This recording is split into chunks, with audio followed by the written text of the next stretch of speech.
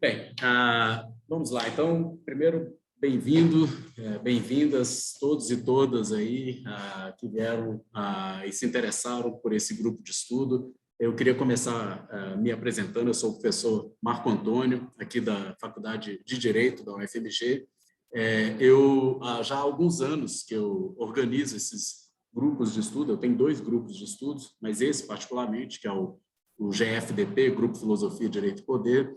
Eu iniciei a organização desse grupo quando eu ainda estava na FAFISH, que é a Faculdade de Filosofia e Ciências Humanas aqui da UFMG, porque eu fiz minha formação também, meu doutorado na Faculdade de Filosofia, no programa de pós em Filosofia, e na sequência eu peguei uma bolsa de pós-doutorado da CAPES, do PNPD, e lecionei estudos.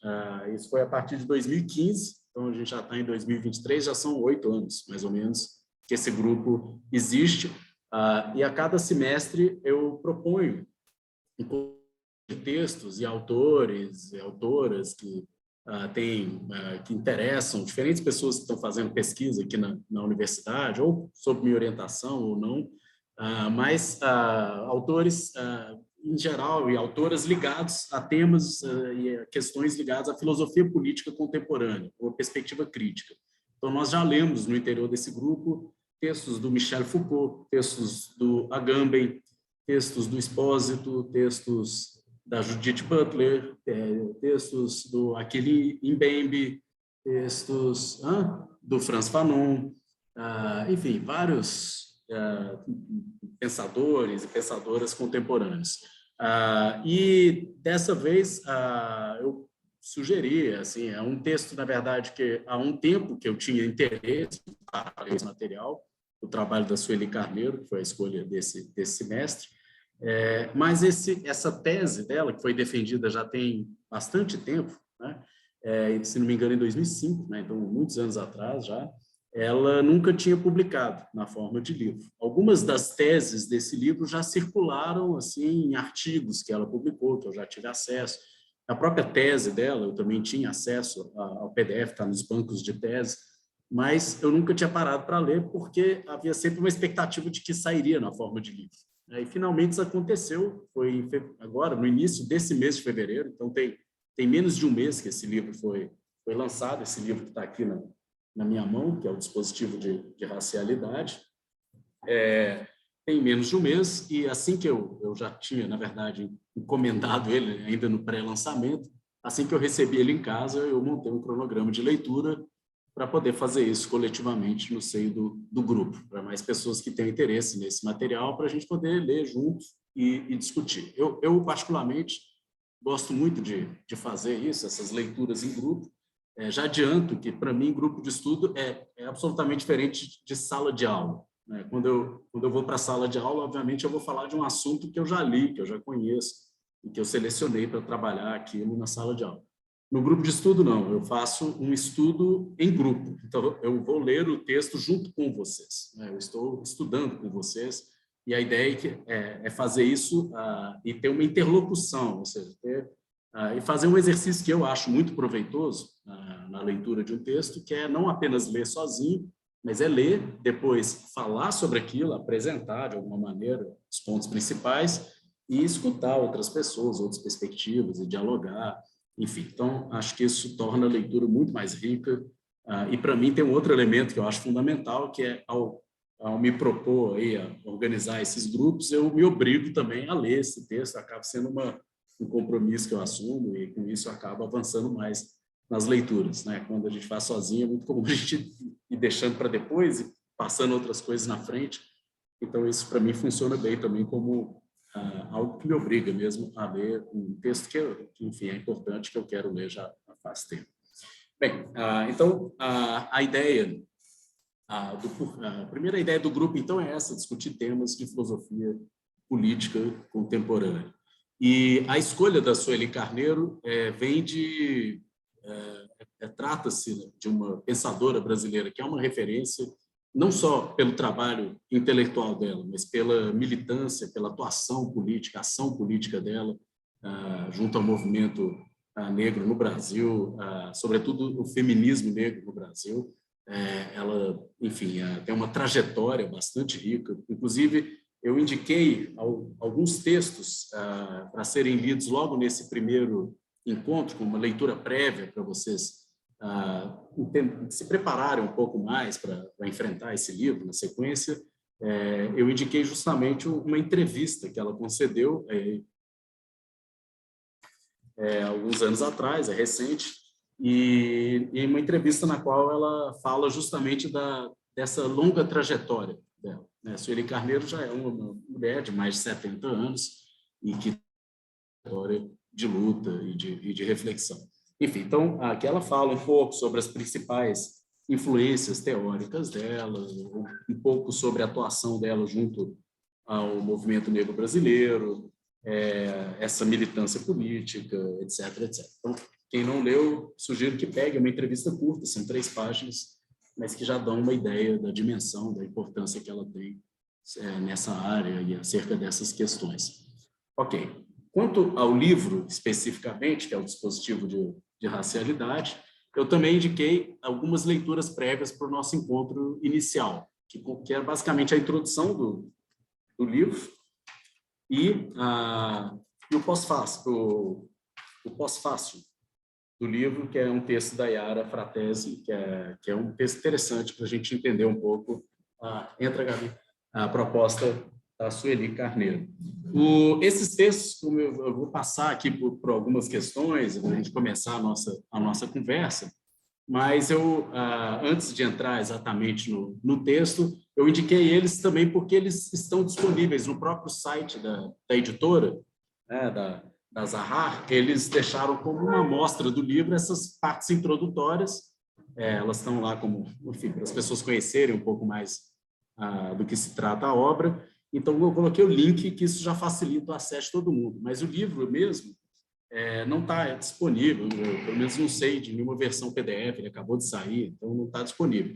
A sugestão que eu faço, até para incentivar a autora e a editora que produziu esse material, que eu acho muito relevante, é que vocês adquiram o livro. Eu coloquei o link da Amazon, mas dá para achar mais barato em outras livrarias, eu até indiquei isso. A vantagem da Amazon, às vezes, é o frete, a entrega mais rápida e tal, mas quem quiser pode comprar de outros lugares. Enfim, eu coloquei lá só como uma sugestão. Mas eu acho que vale a pena ter esse livro, sobretudo para quem vai acompanhar o grupo. A gente vai ler o livro praticamente todo ao longo do semestre. E acho que eu, pelo menos, assim, não penso 2 vezes. Eu gosto do papel, do livro na mão, de anotar, essas coisas. Mas sugiro que façam isso, então, que adquiram esse livro.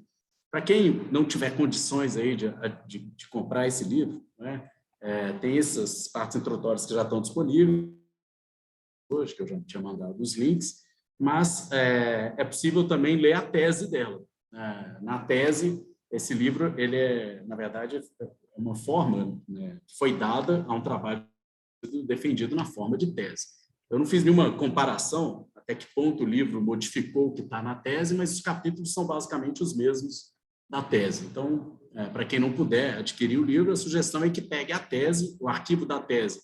Eu disponibilizei para vocês lá naqueles materiais complementares, na pasta que eu deixei alguns textos lá, como material complementar, vocês podem baixar e ir acompanhando a leitura dos capítulos correspondentes da tese, aquilo que a gente vai ler aqui no livro. Acho que vai haver alguma perda, né? A leitura... Oi? Soltou o negócio aqui. Eu não sei o que é, mas eu vou ligar, né? Mas, enfim, a leitura da tese e tal... Era isso.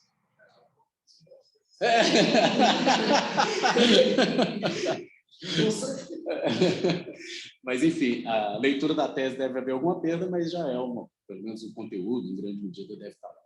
Ok, então esses eram alguns esclarecimentos com relação ao funcionamento do grupo, né? A novidade, que aliás está sendo difícil lidar com ela, para começar, hoje foi o primeiro dia, é a primeira vez que eu estou usando essa sala que a gente se encontra aqui, que é a sala do Legislab, aqui na Faculdade de Direito, que é no 12º andar, eu achava que era 15º, então eu informei errado, porque eu não sabia, mas é o 12º andar da faculdade, no prédio da pós-graduação. e ela tem uma série de aparelhos que permitem encontros híbridos, que é o que a gente está fazendo. Mas, para mim, é um desafio também conduzir encontros híbridos, porque tem pessoas aqui na minha frente, de verdade, tem várias aí pela internet, e, enfim, é estranho estar ao mesmo tempo aqui, olhando para as pessoas e colocar esses aparelhos para funcionar. Eu tive uma dificuldade para abrir a sala, demorou quase meia hora para o funcionário aqui da faculdade, a Ianca estava junto comigo nessa coisa de ir para lá e para cá para abrir a sala, mas finalmente consegui resolver. Isso é coisa de primeiro dia. Acho que para as próximas vezes isso não vai voltar a acontecer, eu já sei o caminho das pedras, né? E para ligar tudo aqui, eu tive que testar. Eu queria ter testado, chegado antes para testar, mas eu fiquei antes tentando abrir a porta da sala, então não adiantou nada. Mas isso espero que não volte a acontecer. Mas a ideia de fazer os encontros híbridos foi, desde o início, permitir uma participação mais ampla, ser mais inclusivo. Tem muita gente ou que está fora de Belo Horizonte ou que tem dificuldade de vir aqui para o centro da cidade, para a Faculdade de Direito, e aí isso facilita as coisas. Com relação ao andamento do grupo, eu vou fazer como eu sempre fiz. Eu gosto de algo bem participativo, né? Hoje eu estou falando aqui, mas porque eu estou dando boas-vindas e apresentando o grupo. Bem-vinda aí a Sofia. Mas a ideia é que todo mundo fique à vontade para tomar a palavra. Assim, o único pedido que eu faço para quem está aí nas câmeras é que deixe o microfone desligado e ligue na hora que for falar, só para não ter ruído e tal. Mas, fora isso, quero que todo mundo fique à vontade. Pra levantar a mão, aí eu passo a palavra, a pessoa fala, ou então se manifestar aqui no chat, como achar melhor. Fiquem bem à vontade para participar. Com relação à dinâmica dos encontros, nós vamos, como deu para ver no cronograma, discutir a cada encontro uma parte do livro, né? Esse primeiro encontro é mais introdutório, é geral, mas a partir do próximo encontro, e os encontros eles têm um distanciamento maior, não vão ser semanais, no mínimo 15 dias de distância de um encontro para o outro, para que todo mundo aqui, para que não seja penoso para ninguém essa carga de leitura, para que todo mundo consiga ler o material e chegar nos encontros sem que isso seja um fardo assim para ninguém, né? Enfim, então vão ser espaçados os encontros, 5 ao longo do semestre. No próximo nós vamos já discutir o capítulo 1 do livro, que é do dispositivo. No seguinte, o capítulo sobre biopoder, depois epistemicídio e interdições, depois as resistências, que é a parte 2 do livro. A parte 3, né, o livro tem 3 partes. A parte 3 eu não coloquei no cronograma de leituras para a gente ler e discutir aqui no grupo, porque é a parte dedicada à educação, e à questão do cuidado de si. É uma discussão mais voltada para a questão da área de educação, que não é a minha área e tal, não é o meu interesse mais imediato, embora eu tenha a intenção de ler essa parte do livro, eu decidi deixar fora do cronograma, e aí a gente é um capítulo final, a gente termina essa leitura individualmente.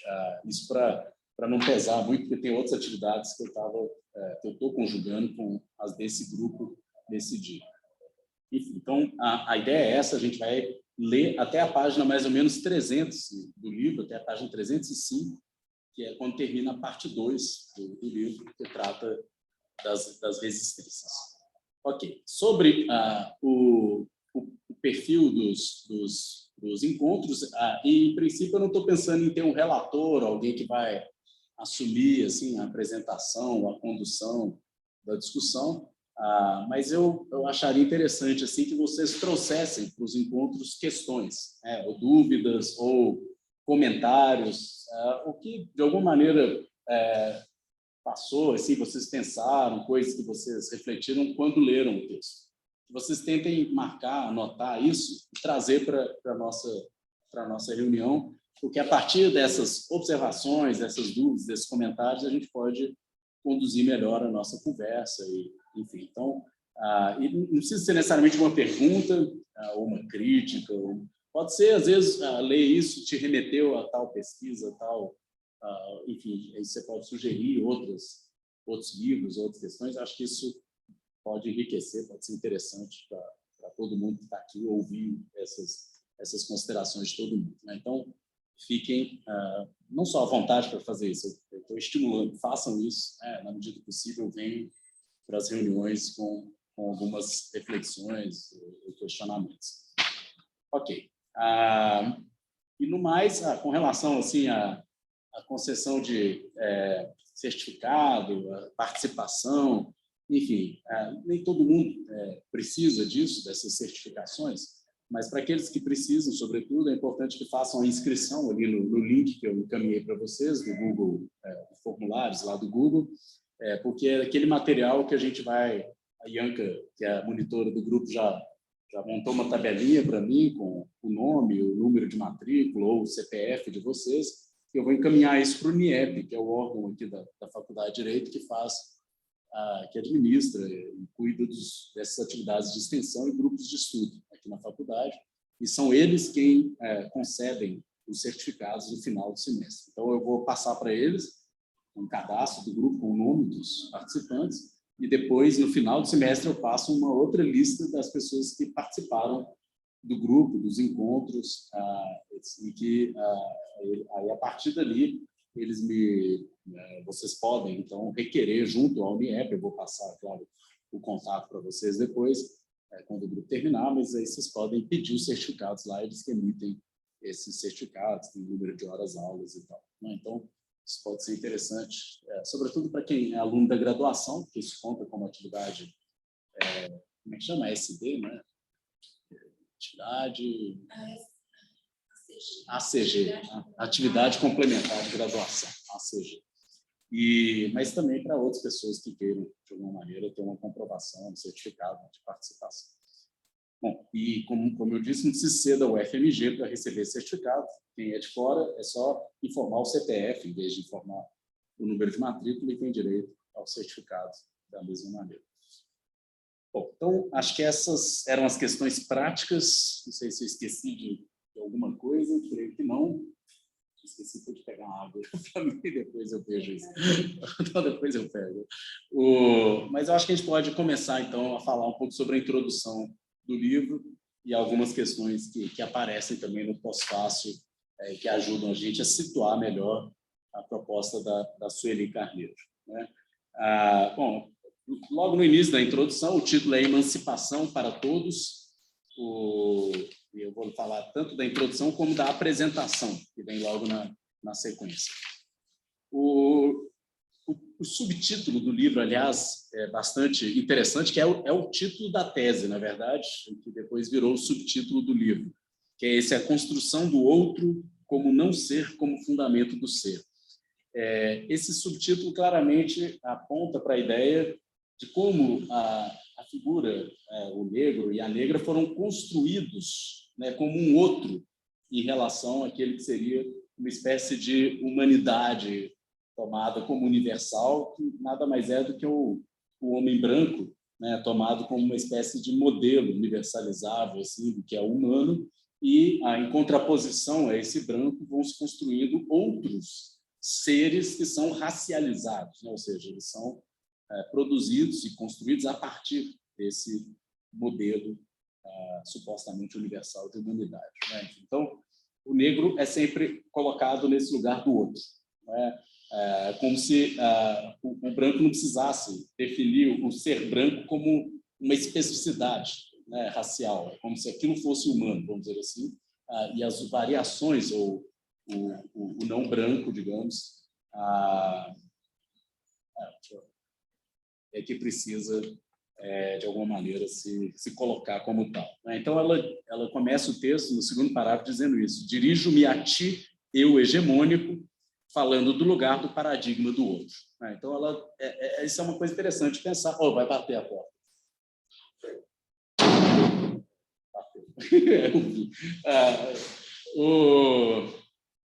Mas o eu, ela está se dirigindo ao eu hegemônico, e, portanto, esse livro parece querer estabelecer, isso é uma coisa interessante do ponto de vista retórico, né? Ela o público ao qual ela se dirige é aquele que teoricamente se coloca como humano, o branco, como humano universal, esse eu que de alguma forma se tornou, né, e é hegemônico. Enfim, então, ela se dirige a esse eu hegemônico falando de um outro lugar, desse paradigma do outro.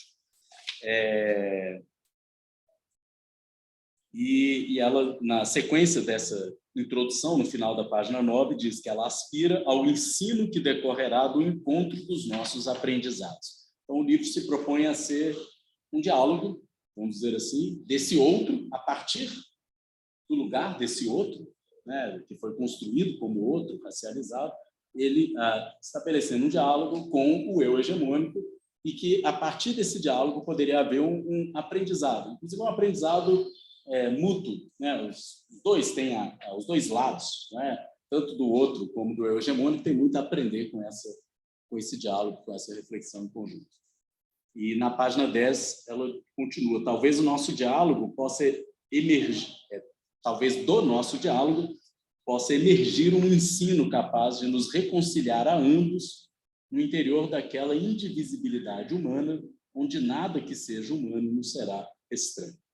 Aqui tem um convite curioso, assim, uma aposta, talvez, de uma reconciliação dessas diferentes construções, desses outros que foram construídos como outros, deles se reconciliarem com esse eu hegemônico numa mesma humanidade, numa só humanidade. Como se essa reconciliação primeiro fosse possível, ou talvez um cenário a ser buscado, e como uma meta. Enfim, a meta, portanto, não é manter essa segregação ou apostar numa construção apartada, vamos dizer assim, de outros que são irreconciliáveis, vamos dizer assim, né? que não podem coabitar ou viver juntos ou conviver. Mas superar essas construções que nos separam, vamos dizer assim, para nos reconciliar. Então, tem uma certa aposta que eu diria que é universalista, ou seja, há uma só humanidade. Tem, exato, a ideia de reconciliação é bem hegeliana, né? Mas a ideia de aquilo que foi afastado, separado, que aquilo poderia se juntar, e de que a humanidade, essa frase é bonita, né? Tudo aquilo que é humano não nos é estranho, né? Ou seja, não é estranho a nenhum de nós, tem algo em comum, e esse algo em comum é que deveria prevalecer, né? E não as pequenas diferenças. A Regina quer falar, por favor. Só para pegar o gancho, né, nessa proposta que ela faz, assim, nesse aceno que ela faz, como se fosse assim, nós vamos partir de um lugar hegemônico, e o meu convite é realizar um debate para que provavelmente a gente chegue em outro lugar.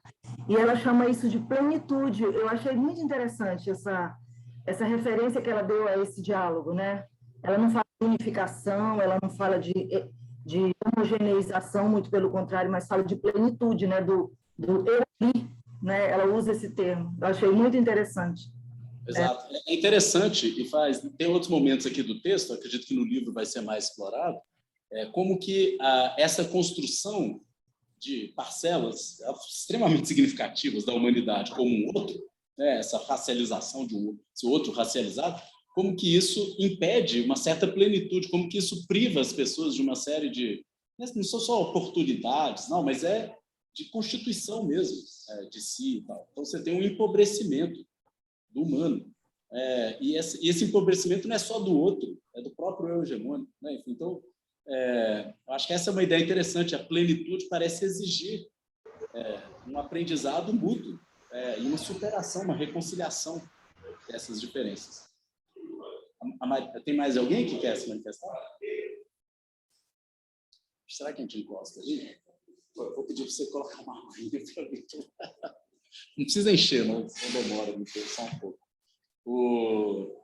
Mas, bem, a gente pode continuar aqui na página 11, outra passagem. Se tiverem outros pontos que vocês queiram chamar a atenção, podem me interromper à vontade, mas eu vou passando aqui nos pontos que eu marquei, que eu considerei mais relevantes.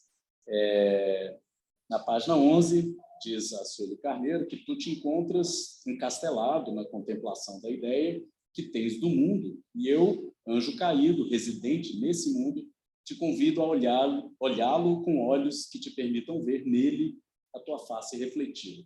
Só eu posso te ofertar esse olhar do qual a plenitude do teu ser se manifesta. Isso aqui é uma coisa interessante, né? como que esse olhar do outro é importante para a gente refletir sobre nós mesmos. E aqui eu estou me colocando como parte desse eu hegemônico, né? Como que ler esse olhar desse outro racializado, esse que foi construído como outro, né? Dialogar com esse olhar, né? Pensar a partir dessa perspectiva também, pelo menos conversar e considerar essas outras perspectivas e repensar o humano a partir delas, né? Como que isso permite que a gente olhe para nós mesmos de uma maneira diferente, que enriquece a nossa compreensão de nós. Isso vale para qualquer um. Essa capacidade da alteridade, né? de alguma maneira deslocar o seu olhar, a sua perspectiva, ser capaz de voltar para si mesmo de um outro ponto de vista, isso é muito enriquecedor em vários aspectos, né? E acho que aqui ela está apontando para isso, né? Para como esse deslocamento e esse diálogo tem muito, a gente tem muito a ganhar, a compreender mais sobre nós mesmos. Isso, assim, só para dar um exemplo, um paralelo meio banal disso, é a experiência de quando a gente sai do Brasil para viver fora, né?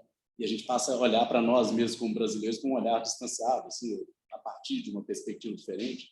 Isso é muito enriquecedor para a gente compreender nós mesmos, a nossa cultura e tal. Esses deslocamentos dificilmente a gente conseguiria esse tipo de compreensão sem deslocar, digamos assim, o olhar, sem fazer esse movimento. Sofia, pois não? Sobre esse trecho tem uma coisa que eu acho bem interessante, assim, que é que, na verdade, esse sujeito hegemônico ele só se constitui em relação a esse outro, em oposição a esse outro. Então, quando ela está falando bem endereçado, que eu acho que é bem endereçado também, a escrita dela está sendo muito nesse processo de mostrar que, olha, você é um sujeito hegemônico só porque você está constituindo esse outro em oposição a si, assim. Isso é interessante pensar. O próprio eu hegemônico, ele é uma construção sempre, porque o outro é um negativo, mas depois esse negativo serve para construir a própria ideia dessa humanidade supostamente hegemônica, né? Desse humano universal. Que aí também se faz por oposição àquilo que seria o outro, né? Ok, na página 11 ainda, diz ela que sou negra, uma juntada de pretos e pardos. Ora, não me peça explicações sobre coisas que tu inventaste, como esse pardo, que é entre aspas. Ela está, mais uma vez, aqui é um argumento muito interessante de como o negro é uma invenção desse eu hegemônico branco, digamos assim. Assim, parece muito com o argumento do Said, por exemplo, do orientalismo, de que o oriental é uma construção, a ideia de Oriente é uma construção do Ocidente, não é? Esse negro é uma construção do branco. A gente leu aqui vários textos do Achille Mbembe, ou Achille Mbembe, no qual ele fala muito dessa construção do negro e da África, etc., e como que não só o racismo, sobretudo o racismo moderno, a sua versão moderna, no seio da plantation, da colonização moderna e tal, mas como que a figura do negro é uma invenção do branco, né? E acho que essa é uma tese que ela está reforçando aqui, ou seja, não me peça para explicar algo que vocês inventaram, né? Digamos assim, né? Vocês inventaram esses lugares, me colocaram neles, eu falo a partir deles agora, mas porque eu fui colocado ali, não porque ela, né, construiu, porque eles, os próprios, né, negros, teriam construído essa imagem de si, digamos assim. Ok, na página 12, aqui vai uma referência clara ao Foucault, que vai ser um interlocutor fundamental desse livro. Eu vou falar um pouquinho mais sobre isso, mas na página 12 ela diz assim: então convoquei Michel Foucault, sim, o francês. Sei que ele é um sujeito de tua confiança, ela está se referindo ao eu hegemônico, né? Sei que ele é um sujeito de tua confiança e goza também de minha simpatia. É um mediador razoavelmente confiável para as nossas possíveis contendas. Por ser um elemento de fronteira, ele conversa bem com todo mundo.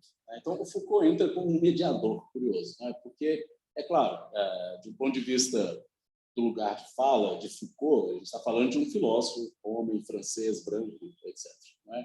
Então, ele está nesse lugar, teoricamente, do eu hegemônico, mas que sempre teve um olhar de crítica e deslocamento em relação a esses lugares, a essas construções, um filósofo crítico. E que vai ser um interlocutor importante, que vai oferecer várias ferramentas que vão alimentar a reflexão da Sueli Carneiro nesse livro. O título do livro, Dispositivo de Racialidade, já é claramente uma referência a um conceito Foucaultiano, que é a noção de dispositivo, que quando a gente lê aqui o capítulo, esse primeiro capítulo do livro, a gente já vai poder entender um pouco melhor que tipo de apropriação a Sueli Carneiro está fazendo do tema, da questão do dispositivo. E, aliás, é interessante se dar conta que esse é um livro de 2005, assim, a tese é de 2005, porque não se tinha tanta coisa publicada naquela época sobre a noção de dispositivo em Foucault. Tinha alguns textos, mas a maior parte, esse debate é um pouco posterior. Assim. Então, ela tem um caráter até, no Brasil, sobretudo, pioneiro, de discutir a noção de dispositivo. Lembrando que, embora Foucault tenha falado disso nos anos 70, as publicações dos textos em que Foucault fala disso vieram depois. Por exemplo, o texto, uma entrevista de Foucault, que ele explica um pouco mais sobre o que é dispositivo, só se tornou mais conhecido com a publicação dos ditos escritos na França no final dos anos 90. E depois, tudo bem, o livro História da Sexualidade 1, ele usa a noção de dispositivo, Vigiar e Punir, ele usa, mas ele não explicava o que era, ele usava, digamos assim. A gente encontra Foucault falando dispositivo de sexualidade, dispositivo de aliança, dispositivo carcerário, mas as entrevistas ou outros textos em que ele explica isso melhor só vieram a pouco depois, da morte dele, alguns anos depois. E mais ainda, os textos que se tornaram referência para interpretar isso em Foucault são ainda posteriores, vieram ainda depois. Por exemplo, o texto do Agamben sobre o que é o dispositivo, o texto do Deleuze, que alguns são mais antigos, outros não, mas que também se tornaram mais populares depois, com publicação das conversações e tal. Então, tem uma série de questões que ela traz aqui e que ainda não eram tão debatidas em 2005. E, enfim, depois a gente vai ver isso, mas não é só dispositivo que está no título do livro. A noção é o seguinte: biopoder é um conceito que todo mundo sabe que foi trabalhado por Foucault, tem uma contribuição importante do Foucault nessa compreensão do biopoder. E depois o outro conceito que ela introduz aqui, que é epistemicídio, já não é propriamente, não é uma ferramenta assim que ela tira do Foucault, ela parece se apropriar mais do Boaventura de Sousa Santos e de outros textos assim de uma tradição mais decolonial e tal. E depois o capítulo sobre resistências, em que ela vai apresentar, parece que assim, a gente vai ler junto ainda o capítulo, mas pelo que eu vi aqui, vai narrar experiências de resistência, sobretudo feminista, mas também negra, assim, no Brasil. Essas experiências e essas narrativas estão muito na linha, me parece, algo que tem um espírito muito Foucaultiano, de trazer esses relatos, de ouvir esses relatos, de pensar não só as estruturas ou as relações de poder, mas as formas de resistência associadas a esses dispositivos e tal. Enfim, então, certamente não é à toa que ela acho que ela só cita um nome aqui na apresentação, nessa curta introdução, ela só cita um nome de uma referência teórica, que é o nome de Foucault. Então, me parece que ele é o principal interlocutor, assim, o marco teórico para essa reflexão dela. E é interessante que ele não só oferece todas essas ferramentas que ela vai usar, como ele serve também, ou seja, o que ela diz, olha, ele seria, né, de alguma maneira, reconhecido por esse discurso e por esse eu hegemônico, não é? Inclusive como um deles, não é? O francês, mas ele também conversa, digamos, bem com todo mundo, como ela diz aqui, ele também conversa com esse outro, não é? E aí permite esse diálogo. Regina, e ela chama ele de elemento de fronteira, né? Exatamente. Exato, isso é um tema interessante. Ele está na fronteira, ele não é nem uma coisa... Ele é isso, mas é também aquilo, e ele está meio que no limite dos dois ali. Enfim, é claro que a experiência do Foucault não é de um ele vem de um país colonizador, que é a França. Ele é um branco, né? Ele é um homem, né? Tem tudo isso, mas ele tem experiências dissidentes também, um homossexual, uma das primeiras vítimas, assim, geração que sofreu com a AIDS, por exemplo, né? E que teve também uma postura crítica, que se solidarizou com vários grupos que foram subalternizados e tal, veio ao Brasil várias vezes, enfim, então, em outros lugares do mundo. Então, tem uma postura de fronteira, vamos dizer assim, nesse sentido.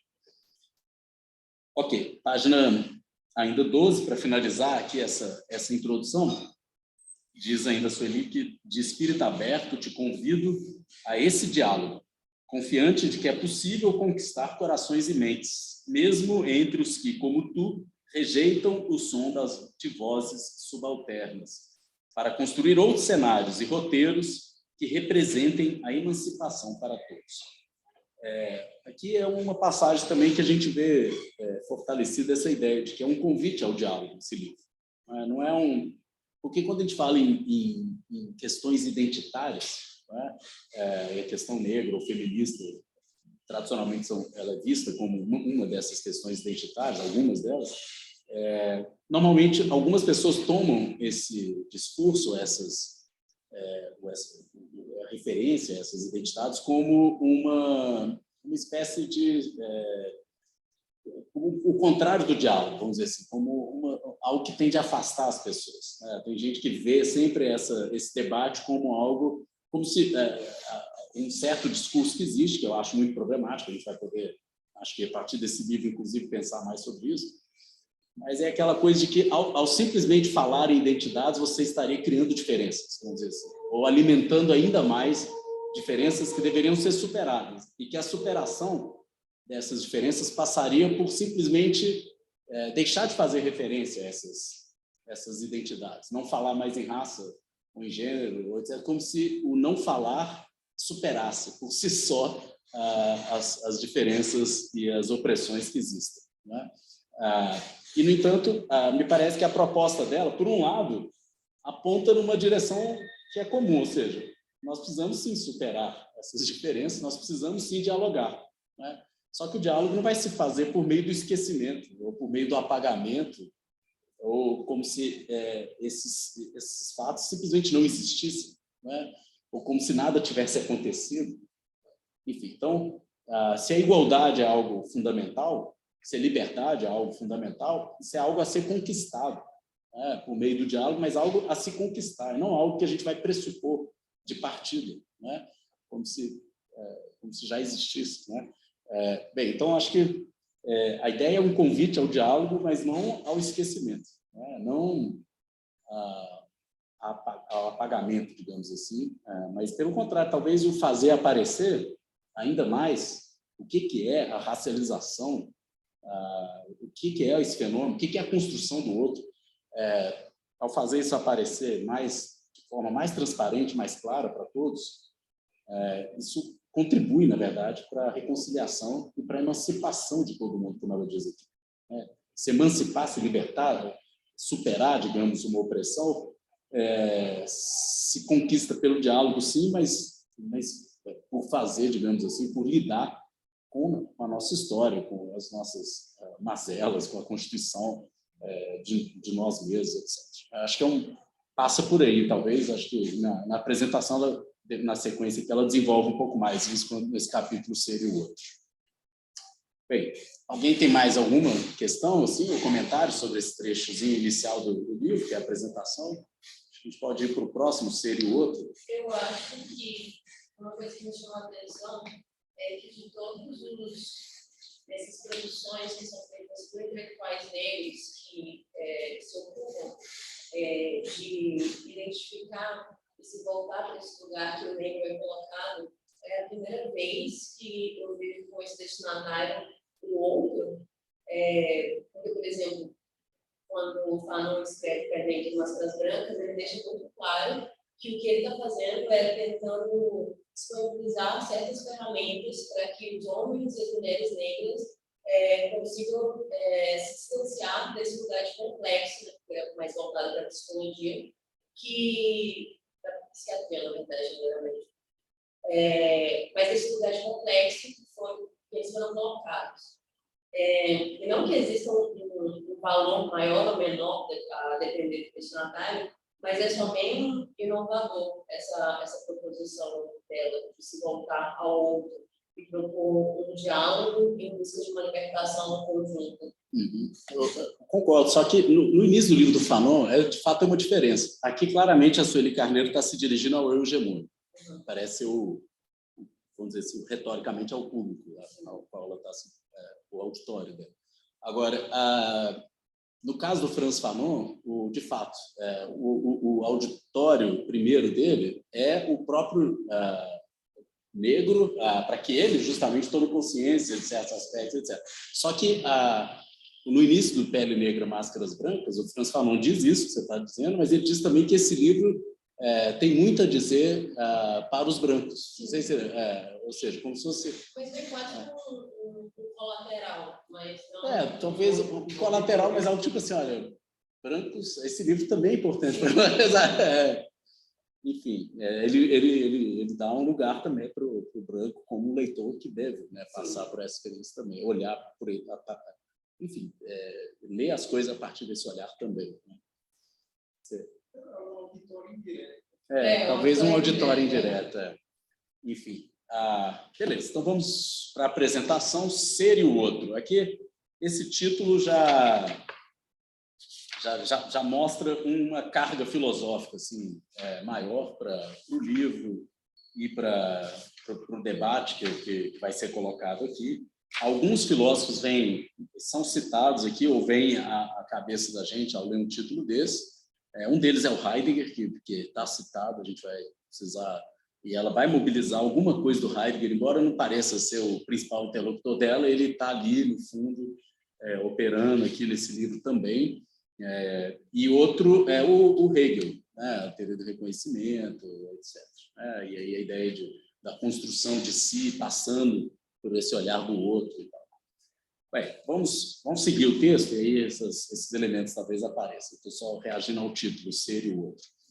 O primeiro parágrafo, ela diz que, de cunho reflexivo e especulativo, esse estudo pretende tornar evidente a potencialidade do conceito de dispositivo. Então, eu vou ter que comentar um negócio. Elaborado por Michel Foucault para a compreensão da dinâmica das relações raciais no Brasil. Então, aqui ela deixa claro o propósito dela. Se apropriar de uma ferramenta Foucaultiana, que é dispositivo, a noção de dispositivo, para pensar a dinâmica das relações raciais no Brasil. Então, ela está fazendo uma coisa que eu vejo muitas pesquisas na pós-graduação, aqui na UFMG, mas em outros lugares, que de alguma maneira tentaram fazer isso, assim, se apropriar de ferramentas do Foucault para pensar problemas ou questões brasileiras. E a questão racial é uma delas. E sempre que eu vejo isso, eu sugeria, né, o trabalho da Sueli Carneiro, porque a impressão é de que ela já não só que ela já fez isso, né, já teve um esforço importante de elaboração disso, mas que é como se a gente já pudesse dialogar, então, com alguém que preparou conceitualmente o terreno para a gente poder desenvolver isso mais aqui no Brasil. Bom, e quando ela fala tornar evidente a potencialidade do conceito, eu acho que entra aí uma clara proposta metodológica, a proposta de utilizar Foucault, não de comentar Foucault.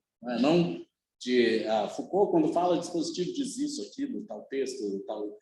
O objetivo dela não é ser uma comentadora de Foucault, mas como diz aqui, extrair dos seus conceitos, das suas ferramentas, toda a sua potencialidade. Eu acho que um bom utilizador de um conceito é aquele que sabe extrair desse conceito as suas potencialidades, o que ele permite que a gente faça.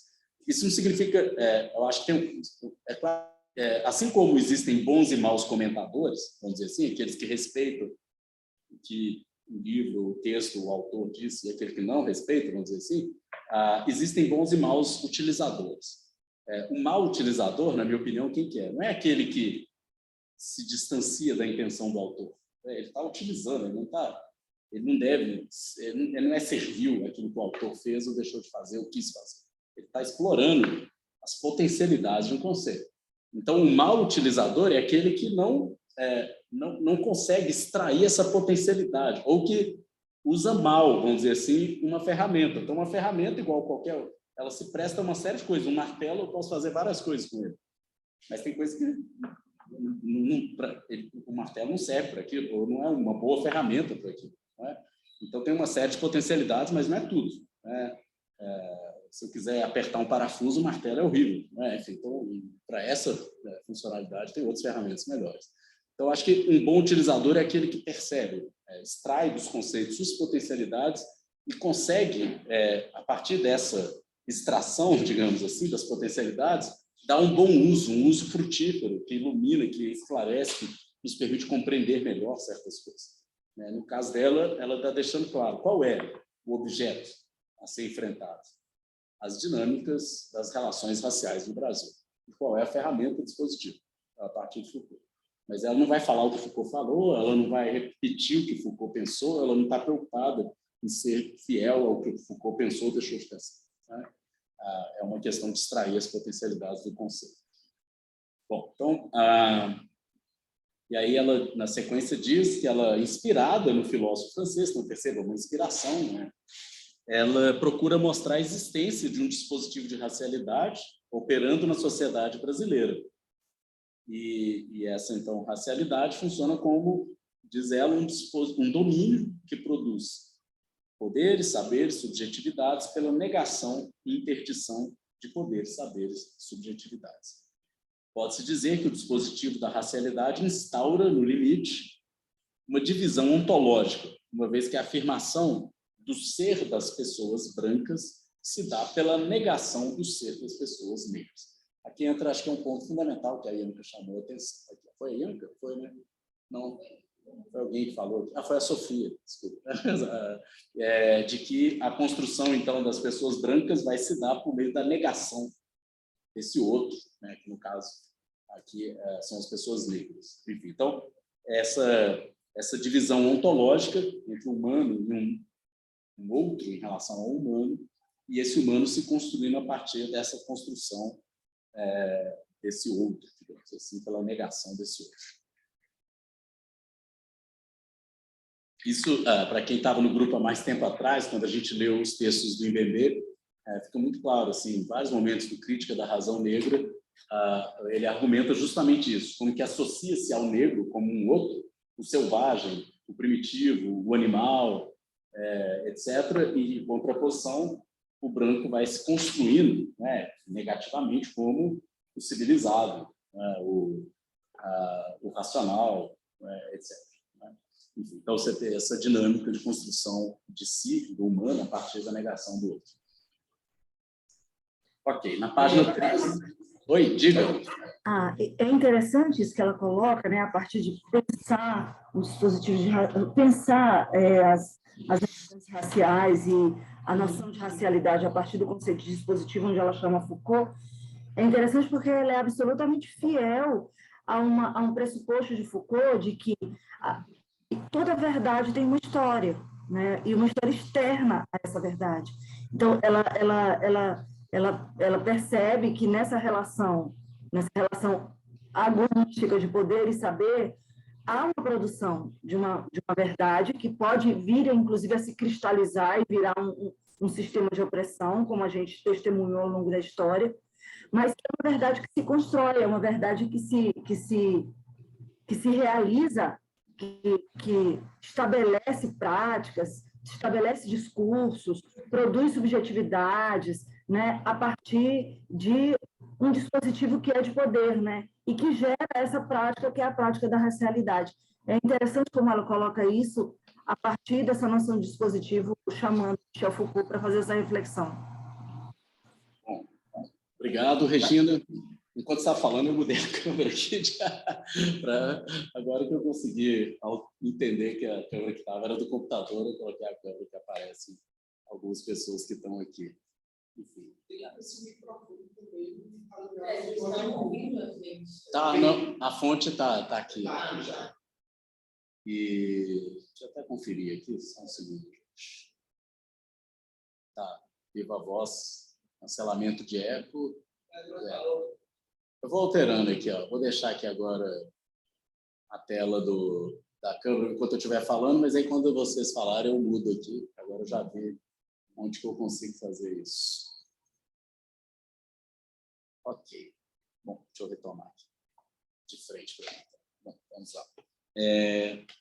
Na sequência, na página 13 ainda, diz lá que o dispositivo de racialidade ganha uma dimensão específica ao operar em conjunto com o biopoder e ser por ele instrumentalizado. Combinado com ao racismo, o biopoder promove a vida da raça considerada mais sadia e mais pura e promove a morte da raça considerada inferior. Aqui, claramente, o que a Sueli Carneiro vai fazer é algo muito parecido com o que alguns filósofos que discutiram o biopoder, sobretudo numa chave que destaca o racismo de Estado, etc., o que eles fizeram. E isso a partir, especialmente, da última aula do curso de Foucault de 1976, que é o Em Defesa da Sociedade. Porque na última aula lá, que quando Foucault fala de biopoder, na história, em outros momentos, ou na história da sexualidade, ou em alguns outros textos, há uma tendência a enfatizar uma dimensão mais positiva ou constitutiva desse tipo de poder, que é um poder que supostamente cuida ou tenta produzir uma determinada forma de vida considerada como sadia, como a vida, a verdadeira vida legítima, etc. Então existe um investimento do poder na produção da vida, vamos dizer assim, que é próprio do biopoder. O biopoder é um poder produtivo, digamos assim, que quer produzir uma vida específica. Só que o que o Foucault mostra, sobretudo nessa última aula de 76, é que esse mesmo poder que investe sobre a vida, ou que produz uma forma de vida, esse mesmo poder ele também pode ser mobilizado, e ele frequentemente o é, e essa é a dinâmica negativa do biopoder, ele é mobilizado como um poder de morte, no sentido de eliminar ou conter ou controlar aquilo que passa a ser compreendido como uma ameaça ou uma contaminação, um risco para aquela vida que seria aquela que se quer promover, que se quer produzir, que se considera sadia ou verdadeira. E aí entra uma dimensão tânatopolítica, ou a gente pode chamar também de necropolítica, uma dimensão de produção da morte em nome da vida, ou seja, mata-se ou elimina-se, extermina-se, às vezes produz genocídios em nome de uma raça pura, ou em nome de uma suposta vida purificada, mas que deve ser promovida, etc. Enfim, então, quando o Foucault fala disso, o exemplo histórico é o deixar morrer, o exemplo histórico que ele analisa é o do regime nazista, como um caso extremo, um caso paroxístico da biopolítica, levada ao extremo, que é quando se produziu um extermínio em massa de tudo aquilo que era entendido como outro ou ameaça à pureza da raça ariana. Então, você tem uma dinâmica de purificação no âmbito da biopolítica e você tem um princípio que, para Foucault, é absolutamente central para entender como isso é possível, ou seja, como que um poder que produz a vida, ou que investe sobre a vida, como que ele pode justificar tanta morte, tanto extermínio? E o que explica isso é o princípio do racismo, para Foucault. O racismo, como princípio, é entendido como uma cisão no contínuo da humanidade, ou seja, é algo que separa, cinde a humanidade em dois grandes grupos, basicamente o humano, que é aquele que deve ser promovido, protegido, e aquilo que é visto como ou subhumano, ou não humano, ou como uma impureza que compromete essa vida humana. Enfim, aí esse outro, que o princípio do racismo constrói, é ele que constrói o outro, da humanidade, vamos dizer assim, é a partir dessa cisão que passa a existir um outro, então, esse outro vai ser alvo da biopolítica negativa, de uma tânatopolítica, de um poder de morte, propriamente dito. E aí, velhas ferramentas e velhas estratégias de tipo de poder soberano, que é um poder de morte mesmo, vão ser evocadas. Então, aqui ela está claramente mostrando isso, como que o biopoder promove a vida considerada mais sadia, mais pura, estou lendo aqui a Sueli Carneiro, e promove a morte da raça considerada inferior. É isso a tese, né, que ficou lá do final do Em Defesa da Sociedade. Mariana, você quer dizer alguma coisa? Ô, professor, desculpa. Não, Oi, gente, boa tarde. Boa tarde, então, sem problema. Bem, então, acho que aqui fica claro. É claro que a gente vai ler o capítulo sobre biopolítica, mas eu estou antecipando assim, que ela vai ler, provavelmente, esse Foucault de 76, para pensar o Brasil, que eu acho extremamente assim, produtivo. Né? Já escrevi texto sobre isso, tanto gente escreve, porque ao ler Foucault, essa aula de 76, é impossível não pensar, primeiro, na experiência colonial, que o Foucault cita, inclusive, como sendo a primeira, né, um grande exemplo de biopolítica nesse sentido negativo, de extermínio, mas é difícil não ter em mente o Brasil, a história do Brasil. Bom, o Marcelo escreveu aqui, a Sofia levantou a mão. Deixa eu só ler o chat aqui, eu passo para você, Sofia. Diz ele que é importante frisar que nessa aula de Foucault ele especifica que tirar a vida não se reduz, em sua concepção, ao assassínio direto, pois trata-se de um contínuo que vai desde a rejeição e expulsão, passando pelo expor à morte, de fato, ou pela multiplicação do risco de morte para alguns até o assassinato direto. Isso é importante, esse é um argumento muito explorado pela Butler. A gente que leu aqui vários textos da Butler, como que a produção dessa morte não é necessariamente mandar matar, como os nazistas fizeram em massa nos campos de concentração, mas é também também, né? Enfim, isso continua nas periferias do Brasil, estão matando também, né? Não estão só deixando morrer, não. Mas além disso não oferecer as condições mínimas de subsistência, aí saúde, moradia, alimentação, e aí é o deixar morrer, né? No caso da pandemia brasileira, que eu cheguei a escrever sobre isso, me parece um caso claro do deixar morrer, né? Enfim, a negação de vacina ou de políticas, né, de contenção das curvas de contaminação, etc., não é propriamente um matar, mas expor as pessoas a um risco, né, de morte. Sofia, pois não?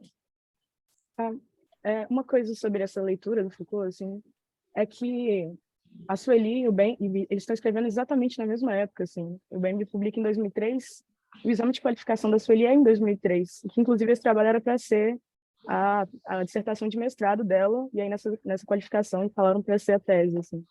E é engraçado, eu sei que pode ser uma leitura também meio intuitiva, assim, a partir da raça, mas ao mesmo tempo eu fico pensando que eles estão do outro lado do Atlântico, assim, quanto essas experiências da diáspora estão meio conectadas, assim. É interessante, mas assim, do Bembe que você está falando é o Necropolítico, o ensaio, né, que é de 2003, mas o livro mesmo, que ele desenvolve mais isso, que é a Crítica da Razão Negra, é posterior, né?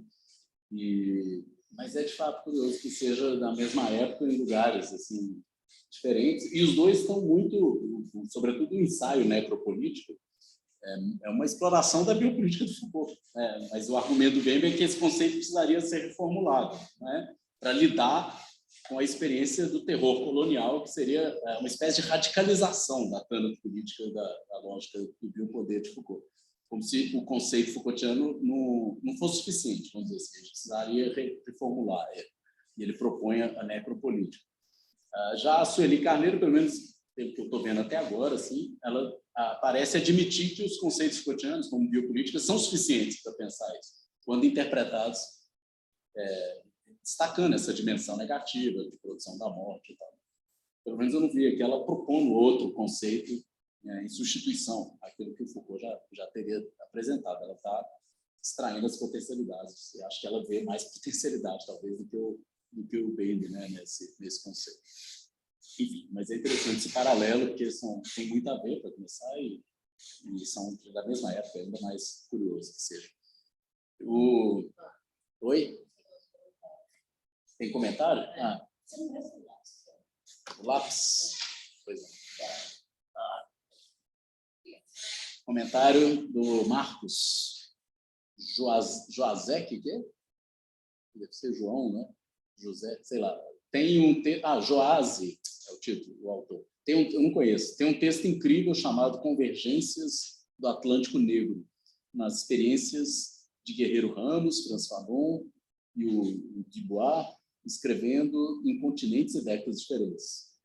Também interessante. Essa coisa da diáspora negra, né, do Atlântico negro, é um tema que aproxima, né? Acho que dá para entender o porquê que, seja na África, seja nas Antilhas, no Caribe, seja o Fanon, né, por exemplo, seja nos Estados Unidos, seja aqui no Brasil, por que há temas que se aproximam tanto? Porque a experiência dessa diáspora, desse Atlântico negro, é uma experiência que aproxima muito, né? Todos esses, enfim, as pessoas foram forçadas, né? E obrigadas a se espalhar aí pelo Atlântico inteiro. Bom, ok, então vamos continuar, deixa eu ver o que mais.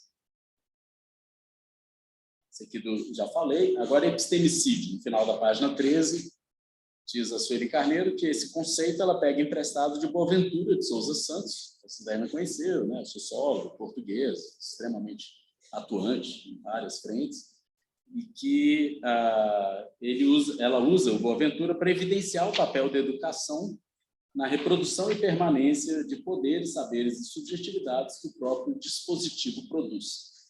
Aqui é até interessante que ela cita aqui o Boaventura como a principal referência para pensar o epistemicídio.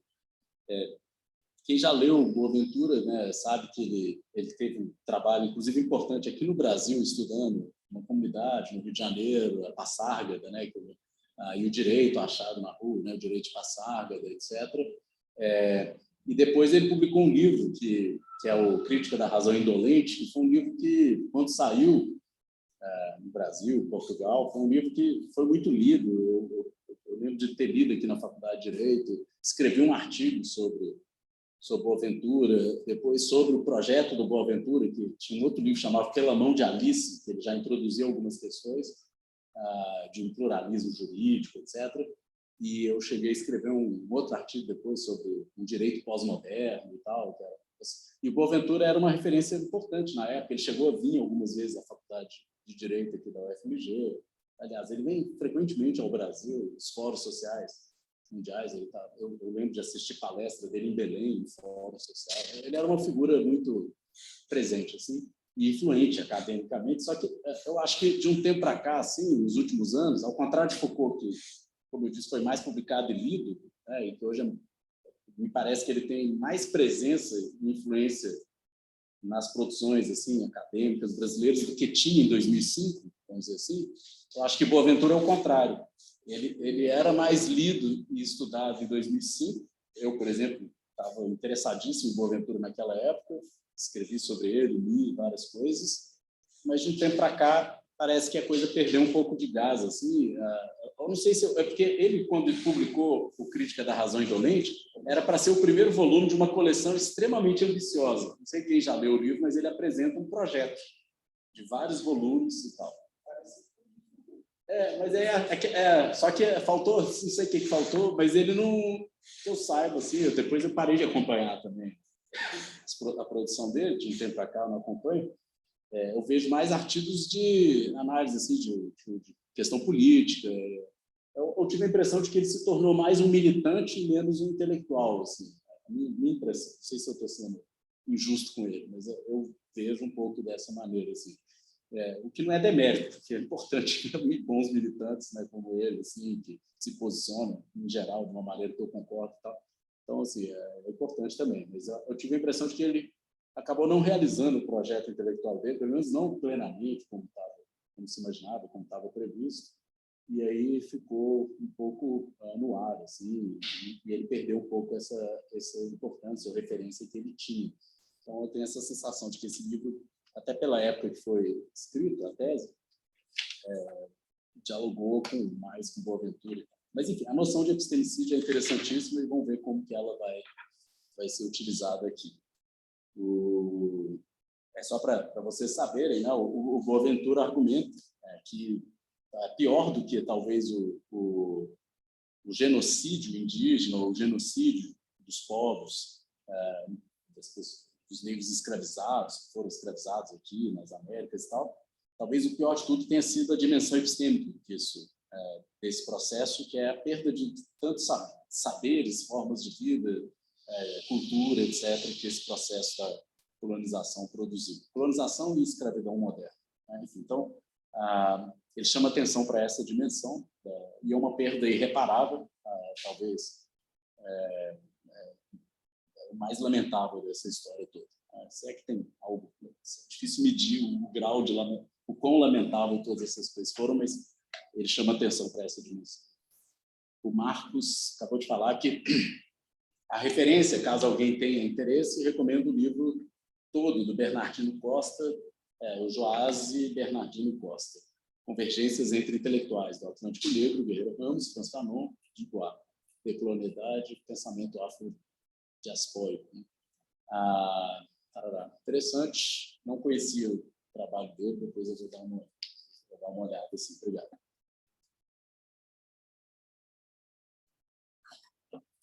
Ok.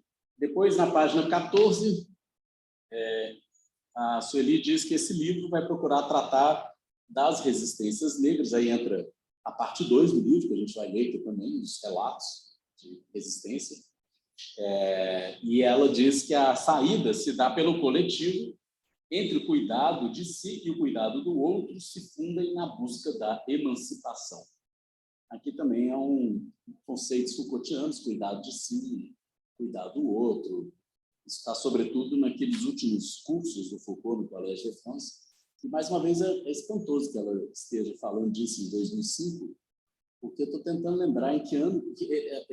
os textos em que isso aparece mais desenvolvidos são os últimos 3 cursos do Foucault. A hermenêutica do sujeito, o governo de si e dos outros e a coragem da verdade. Sobretudo, o governo de si e dos outros. Se eu não me engano, assim, a hermenêutica do sujeito, eu acho que já tinha sido publicada em 2005. Agora, que ela saiu antes. Agora, o governo de si e dos outros e a coragem da verdade são posteriores. Assim, os cursos foram publicados depois de 2005. Depois, posso até conferir a data exata, mas com a certeza que não foi antes isso, não, foi depois.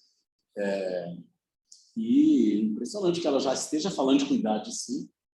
Assim, é claro que tem textos do Foucault, o 3º volume da História da Sociedade, fala disso, né? O 2º e 3º. Tem artigos também que ele fala disso, mas era pouco material, digamos, o mais importante ainda não tinha sido publicado nessa época.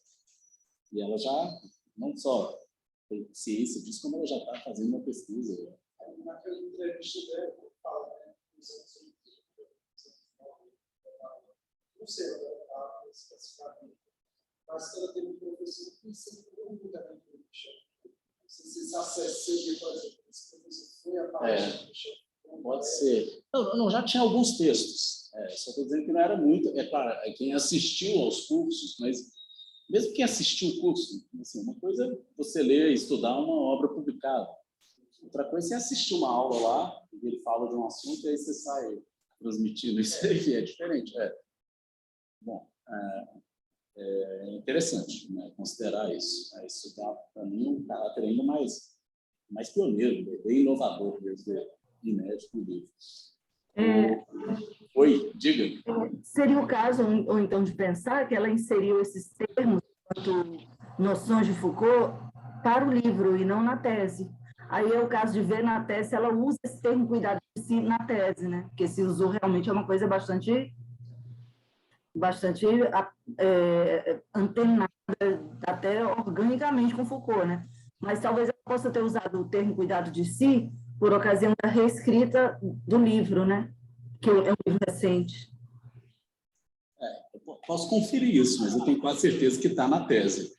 Está na tese. Fazer uma arqueologia, como nos ensina Foucault, né? Acho que já estava na tese mesmo. Eu não sei se ela acrescentou mais coisas no livro, aí a gente teria que comparar os 2 textos, mas ela já falava disso na tese, de cuidado de si. Enfim, vamos lá. Então, próximo ponto. No final da 14, página 14, este livro é resultado de uma reflexão que integra a ação teórica e a ação prática de tipo militante sobre a questão racial no Brasil. É produto de lutas, reflexões, conquistas, de problemas antigos e emerge, antes de tudo, de um conjunto de perplexidades com as quais venho me defrontando ao longo da vida. Aqui aparece uma coisa que eu acho interessante, importantíssima, aliás, na leitura desse livro, que, primeiro, tem essa dimensão teórica e prática, ou seja, não é só vamos compreender algo, vamos mudar nossa vida, nossa maneira de agir e tal. Né? Então, tem uma dimensão prática, mudar a nossa ação. E outra coisa, o livro é alimentado, isso que ela está dizendo aqui, não só por uma série de estudos que a autora fez, mas por uma série de experiências pelas quais ela passou. Então, esse é um dado fundamental, que dá ao livro um pouco essa dinâmica de um storytelling, assim, né? Que é um recurso muito usado na luta antirracista, né? Nessa literatura antirracista, a figura do relato de experiência. E isso como parte metodológica mesmo da construção crítica e tal. Então, ela é uma pessoa que está falando a partir também dessa experiência. Então, ok.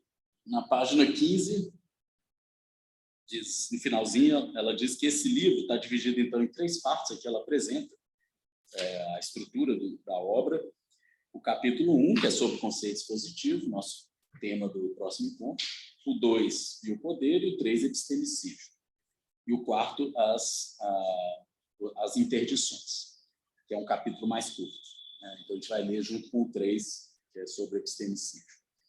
E depois, a segunda parte traz os testemunhos, que correspondem, como ela diz aqui, ao campo das resistências que qualquer dispositivo de poder produz. Eu percebo que está numa chave muito Foucaultiana, né? Pensar as resistências que o dispositivo, ele mesmo faz, de alguma maneira, são correlatos desses dispositivos de poder. E o terceiro caso é o papel da resistência negra, que ela cumpre como educadora nesse processo. Que é, como eu disse, a parte que a gente não vai ler em grupo, mas eu vou ler, eu recomendo que todo mundo leia na sequência, e se for o caso, a gente marca um encontro a mais, sei lá, para poder conversar sobre essa última parte. E na página 17, tem uma passagem no iniciozinho, que é importante, ela expressa qual é a intenção principal dela com o livro. E ela diz que esse livro, que ela espera que seja um exercício de aplicação dos conceitos de dispositivo e biopoder de Michel Foucault ao domínio da racialidade do Brasil. Então, aqui está claro que ela se propôs a fazer. Né? Ela quis ler Foucault, mas não ler por ler, mas ler para aplicar ele como uma ferramenta para pensar as dinâmicas e as relações raciais brasileiras. Bom, vamos continuar aqui. Na sequência aqui, ela vai fazer referência a outros teóricos. Até agora, ela só falou de Foucault, né? Tanto na apresentação quanto nessa primeira parte aqui da introdução. Mas aqui ela vai introduzir outros nomes e vai fazer aí, enfim, vai mostrar que as outras fontes que foram importantes para a pesquisa dela. E ela começa citando David Davis, todo esse estudo da escravidão desde a antiguidade, passando pela escravidão moderna, a ideia da construção do escravo, né, como essa figura destituída de logos, uma espécie de pecador, né, que carrega uma espécie de subhumanidade, né, enfim. Então, isso foi uma influência, porque dá para entender por quê, né, porque esses estudos são fundamentais para ela construir a tese dela da construção do outro, né, como esse não ser. E depois, no final da página 18, ela faz referência à busca da compreensão histórica, dos modos como se dá a negação do outro. Não pode esquecer também o contexto da modernidade ocidental, no qual, contraditoriamente, diz ela, se articularam ideias de autonomia, de secularização da vida, afirmação do indivíduo, com a escravidão de africanos e indígenas. E, posteriormente, com a emergência do racismo científico, inaugurando novas formas de assujeitamento racial. Aqui é uma contradição própria da modernidade, que todo mundo que já leu algum texto, literatura decolonial, já viu isso. Essa crítica à modernidade, esse discurso da civilização moderna e tal, o caráter contraditório que ela traz em si mesma, porque junto com a grande exploração colonial, o que estava junto era um racismo que é absolutamente estrutural da experiência colonial. Não existe colônia sem o princípio do racismo, sem o outro selvagem colonizado, né? E toda a prática da escravidão moderna, no seio da plantation, né? Então, é uma suposta civilização da liberdade que escraviza pessoas, né? Então, é claro que a gente está falando de algo extremamente contraditório, e o que a literatura decolonial, eu acho que é o que a Sueli Carneiro está ecoando aqui claramente, apontar para o fato de que não é que porque há uma tendência, vamos dizer assim, uma desculpa ocidental de dizer que a modernidade, tudo bem, ela conviveu com a escravidão, ou então a própria independência, né, norte-americana, em nome da liberdade, da igualdade, conviveu com a escravidão também por muitos anos, sobretudo nas colônias lá do sul dos Estados Unidos. Então, que tudo isso aconteceu ao mesmo tempo, mas que como se fosse uma espécie de... como se a modernidade não tivesse realizado, vamos dizer assim, e aí algumas contradições fizeram parte dessa experiência, como se não fosse constitutivo, vamos dizer assim, como se o projeto não se realizou plenamente, então algumas coisas, a escravidão, entre elas, permaneceu por um tempo.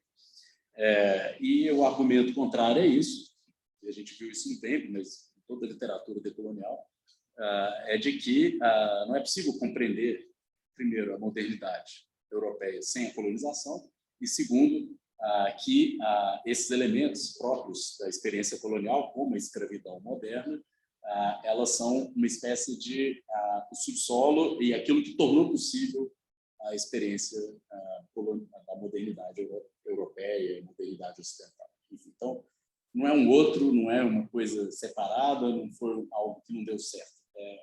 É o que tornou aquela experiência, o que sustentou aquela experiência, né? Enfim, então ela tem a ideia, né, de que tem um papel muito mais fundamental, assim, constitutivo da experiência ou da modernização moderna. Modernização moderna, não, modernidade europeia. Desculpa. E depois o racismo, então, ainda na página 19, diz ela, o racismo reduz o ser à sua dimensão ôntica. Aqui ela introduz, ela avisou antes, né? Ela introduz noções heideggerianas, né? Depois vou tentar explicar isso, embora eu não seja a pessoa mais indicada para explicar Heidegger, né, por vários motivos, porque não é um filósofo assim, que eu frequento muito e tal, mas forças do ofício, assim, de vez em quando a gente precisa ir lá no Heidegger, né? Mas, enfim, então ela diz que o racismo reduz o ser à sua dimensão ôntica, negando-lhe a condição ontológica e deixando incompleta a sua humanidade. E aí ela cita Heidegger como um filósofo que teria mostrado que ao fazer, né, o argumento que ela vai construir a partir de Heidegger, é de que ao fazer do ôntico o ontológico, do outro, o eu hegemônico rebaixa o estatuto do ser desse outro. Aqui tem uma leitura filosófica de fundo que ajuda a entender o subtítulo desse livro, que bebe muito nessa filosofia do Heidegger. O argumento que ela vai, inclusive na própria apresentação, acho que ela desenvolve um pouco, é de que a construção desse outro em relação a uma suposta humanidade, que seria legítimo, verdadeiro, ela se faz por meio de uma redução desse outro, é como se ele perdesse a sua dimensão ontológica, né, como humano, e fosse reduzido a uma dimensão meramente ôntica, de coisas no mundo. Então, ele é coisificado, vamos dizer assim, ele é desumanizado, e ele perde, digamos assim, essa dimensão ontológica de um ser aí, tal, livre, um projeto que é próprio do humano, para se transformar em coisas entre outras, vamos dizer assim, coisas no mundo. E que essa redução do ontológico ao ôntico, que está na origem da produção desse outro, né, outro em relação ao ser, né, que isso condena esse outro a deixar sua humanidade sempre incompleta, ou seja, ele fica aprisionado nessa esfera do ôntico ou da coisidade, e com isso a gente teria aquilo que a gente viu aqui, né, uma impossibilidade de uma plenitude na constituição desse humano, porque, afinal de contas, ele vai viver plenamente uma espécie de... ele vai ser sistematicamente... Ele vai ficar sempre incompleto no que diz respeito à constituição da sua humanidade, porque ele vai sempre, de alguma maneira, ser reduzido a uma dimensão única.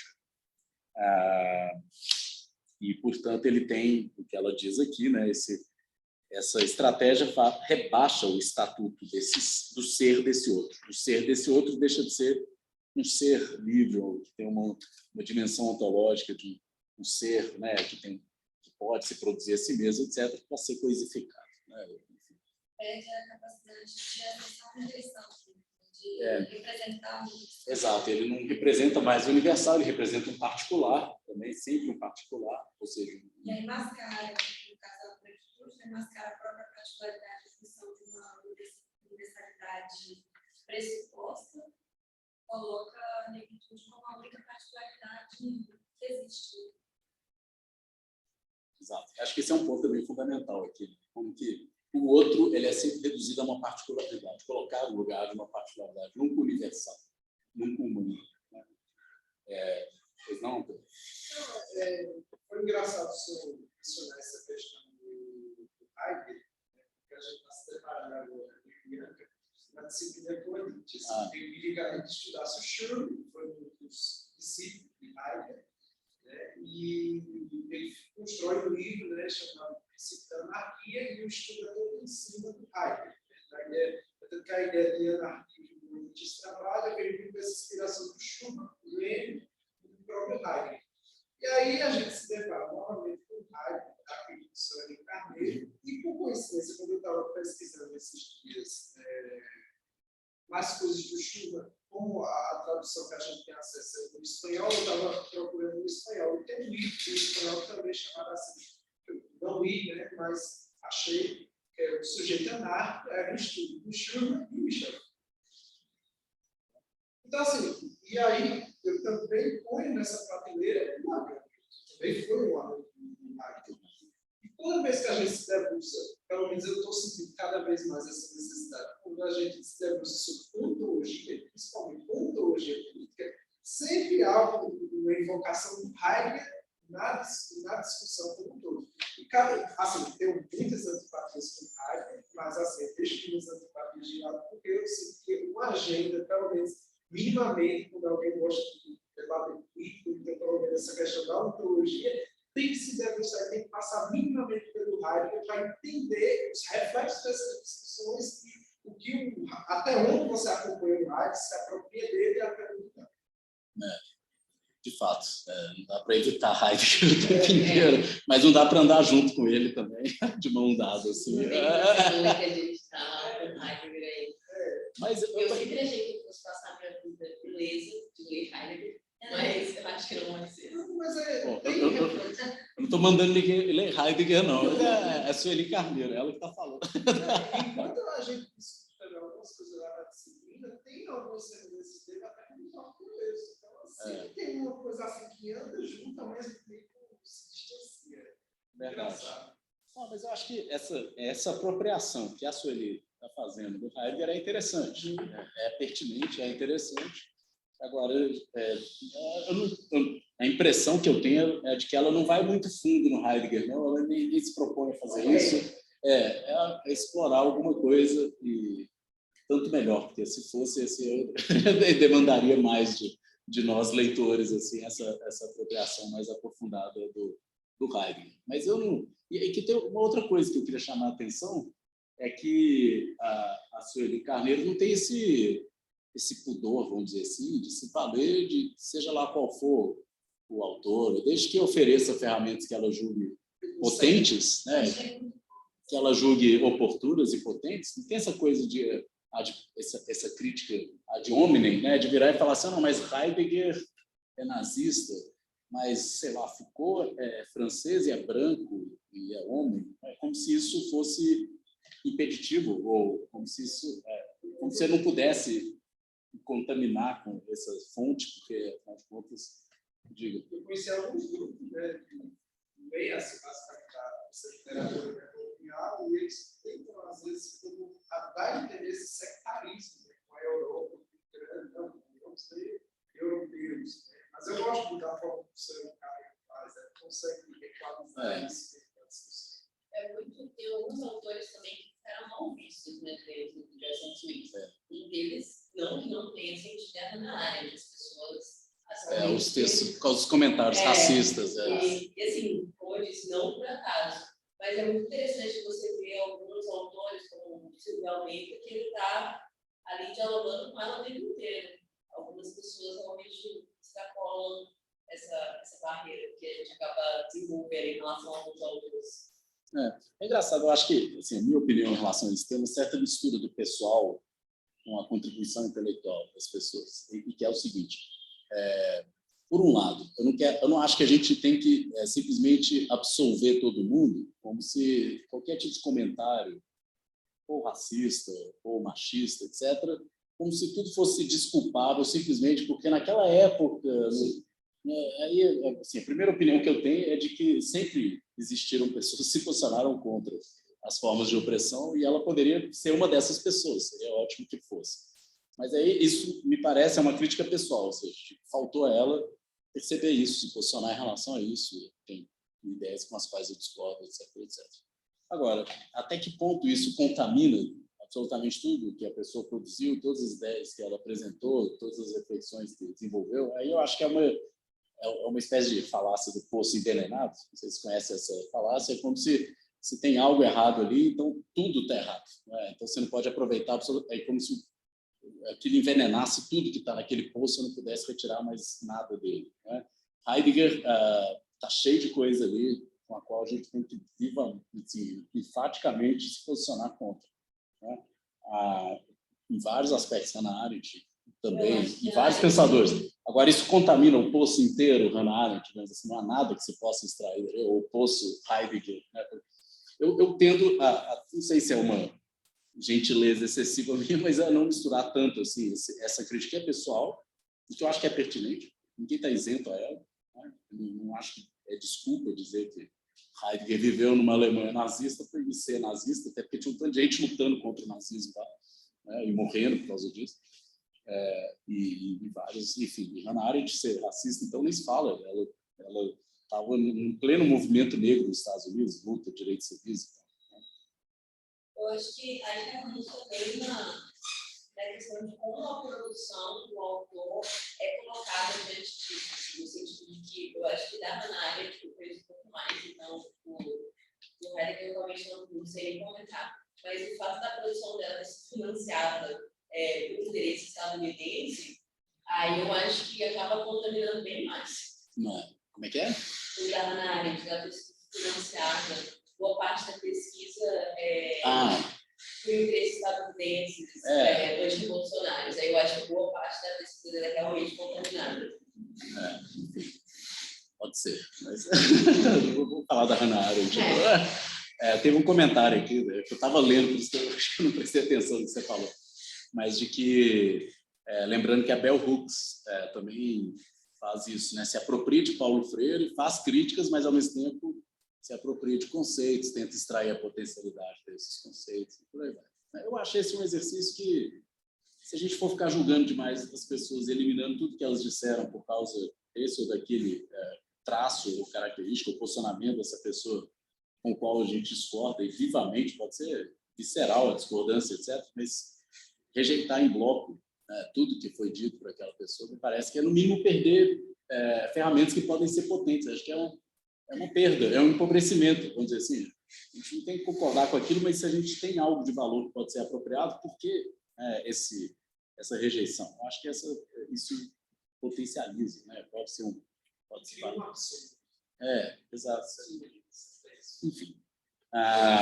Até porque se a barra for colocada muito alta, vai sobrar pouca gente para a gente trabalhar.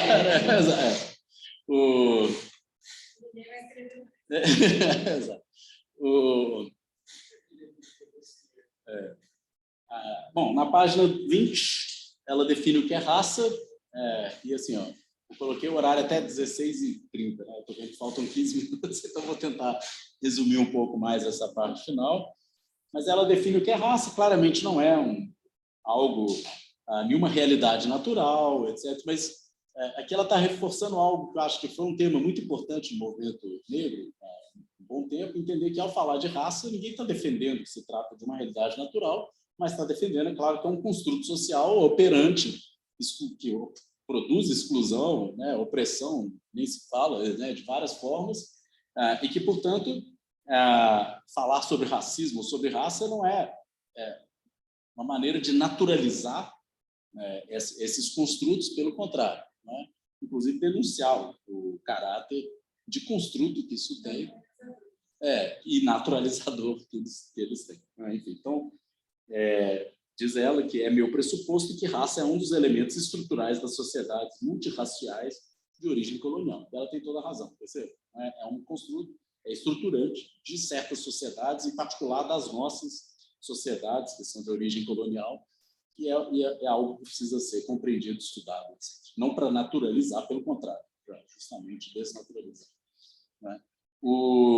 Página 21, sobre racismo, como que essa sustentação, diz ela, do ideário racista depende de sua capacidade de naturalizar a sua concepção sobre o outro.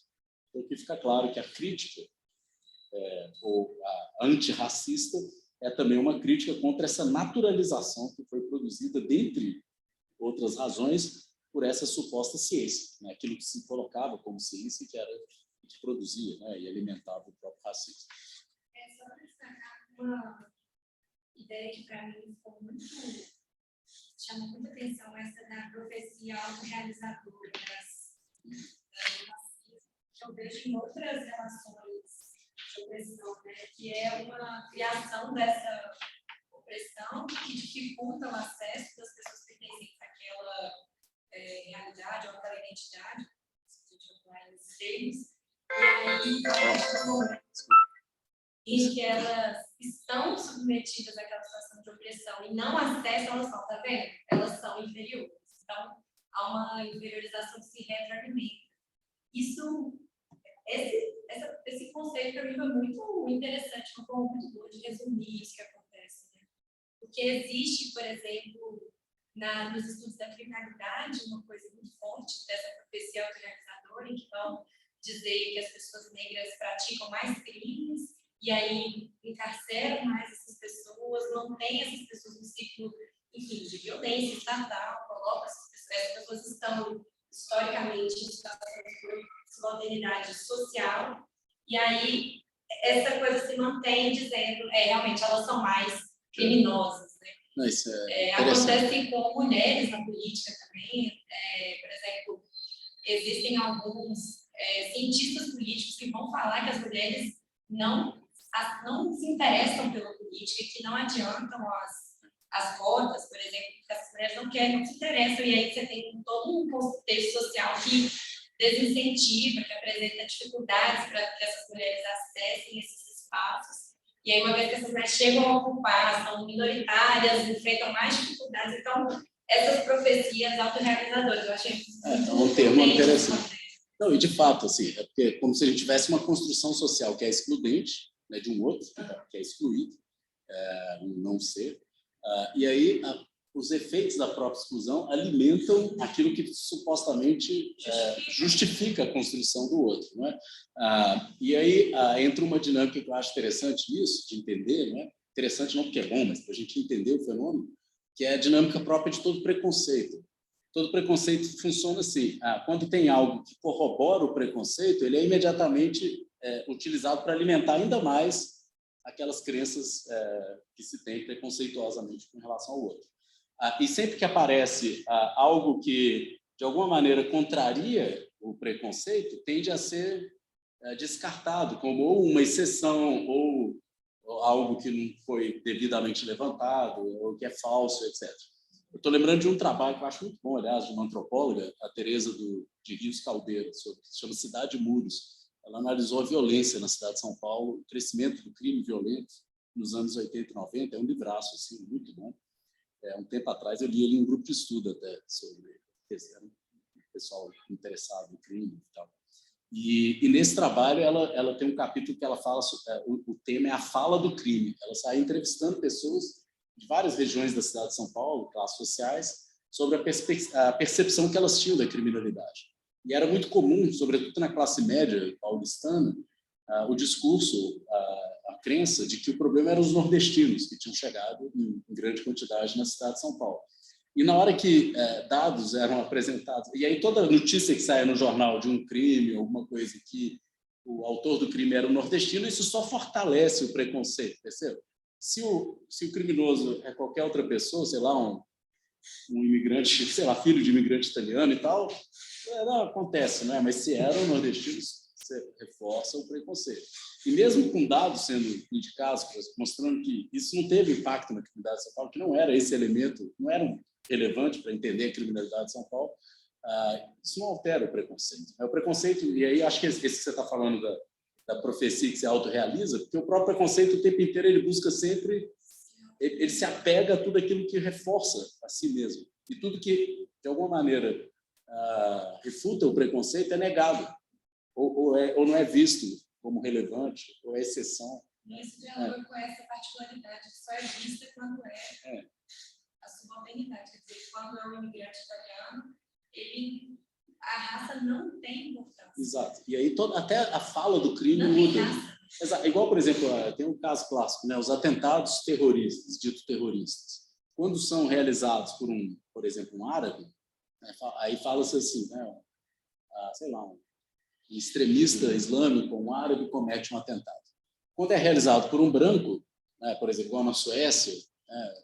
Ou nos Estados Unidos, enfim, em várias situações, é um doido, um doente mental que realiza o atentado. Não é ninguém vira e fala assim, o católico extremista praticou um atentado. Uma pessoa com, sei lá, com problemas, né, mentais, etc. O islâmico não, ele é o islâmico. Então, como se a própria apresentação do autor, né, do atentado parece explicar o atentado, percebe? Ao nomear o autor, é uma tentativa de explicação. É igual virar e falar assim, por exemplo, um crime cometido por um nordestino em São Paulo, por um jovem negro, o ser negro nordestino parece uma explicação. Ninguém vira e fala assim, o branco de classe média matou na escola, como se isso fosse uma explicação do atentado. Né? Enfim, então... Exato. Enfim, então tem várias maneiras de pensar isso, mas reforçando que acho que esse elemento próprio do preconceito, né, de se retroalimentar, ajuda a entender em parte isso.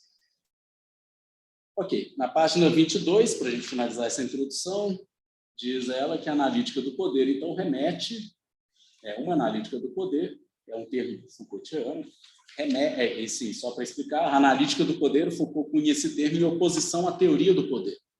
Enquanto uma teoria do poder tenta dizer o que é o poder, definir e tal, a analítica é uma análise é uma descrição de como funciona, como as relações de poder operam. Então, é uma tentativa puramente descritiva e analítica das relações. Então, diz ela, uma analítica do poder remete às relações de força ou, ao gosto de Foucault, às correlações de força que o poder engendra, a revelar, portanto, essa rede de saberes e poderes. Então, uma apropriação me parece muito adequada dessa ideia. Aliás, eu me lembro de um artigo que eu publiquei numa revista que o revisor queria que eu grifou toda vez que eu falei analítica do poder no texto, tinha que ser análise do poder, como se fosse um erro. Aí eu tentei explicar para ele, não, veja bem, não é análise, é analítica, analítica mesmo, o termo técnico.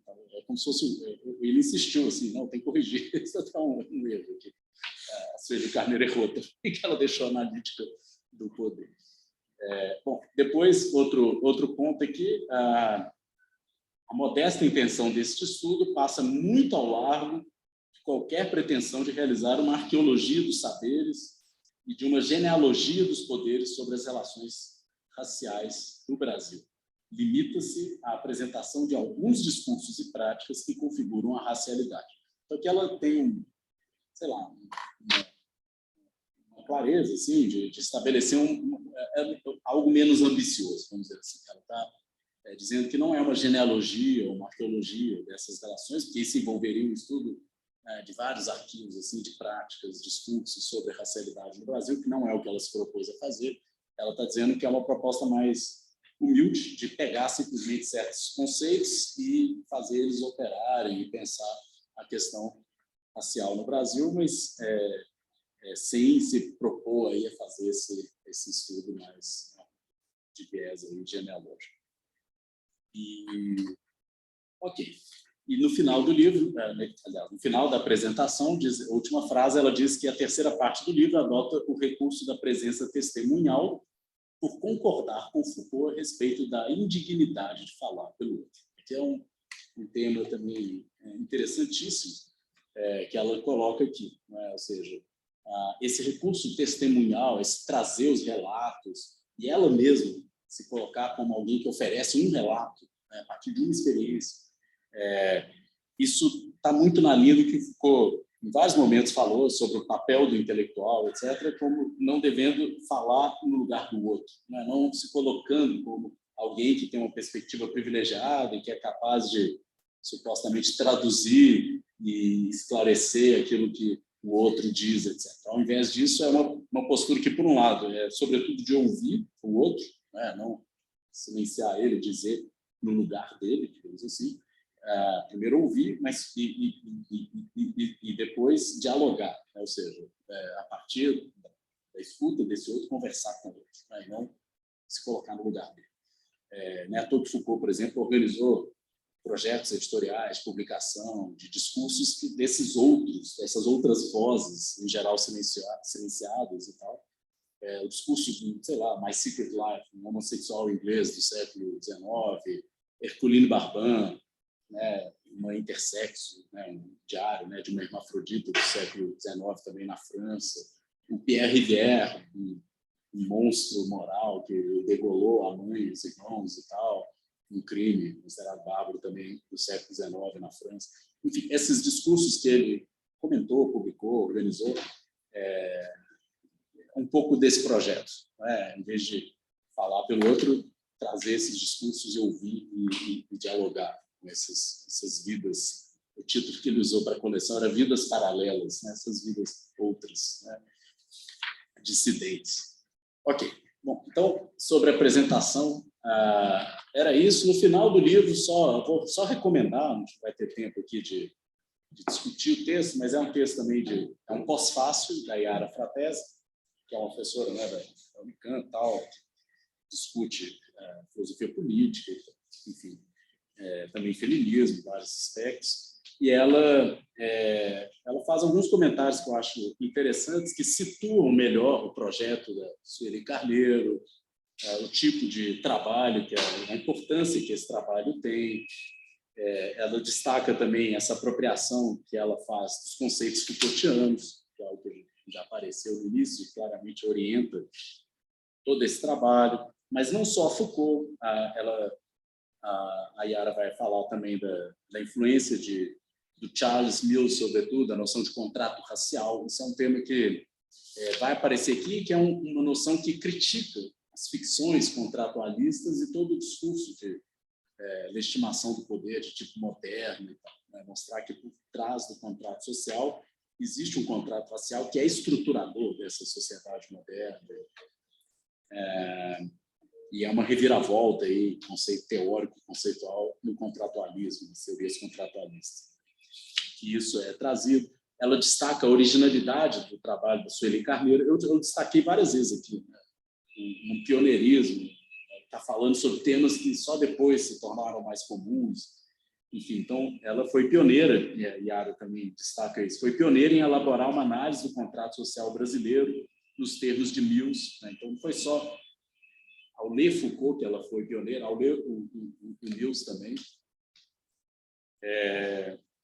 Depois, deixa eu ver o que mais, as críticas ao mito da democracia racial, isso já é muito corrente do movimento antirracista no Brasil, mas ela também é um nome que expressa isso muito bem, muito claramente. E deixa eu ver o que mais. Também a própria postura dela aqui tem uma coisa interessante, né? O fato dessa tese ter sido defendida na educação, não na filosofia, uma área que era mais refratária a esse tipo de pesquisa. Então, também nisso ela tem um caráter pioneiro de alguma maneira, levar essas discussões para a filosofia, né?